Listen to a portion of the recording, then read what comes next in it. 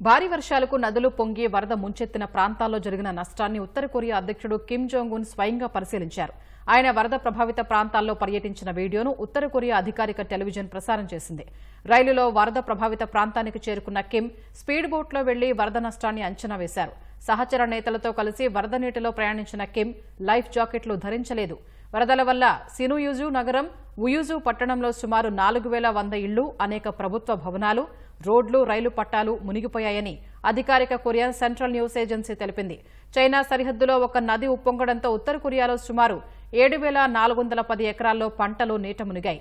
వరద ప్రభావిత ప్రాంతాల్లో పర్యటించిన తర్వాత తన రైలులో అత్యవసర పొలిట్ బ్యూరో సమావేశం నిర్వహించారు.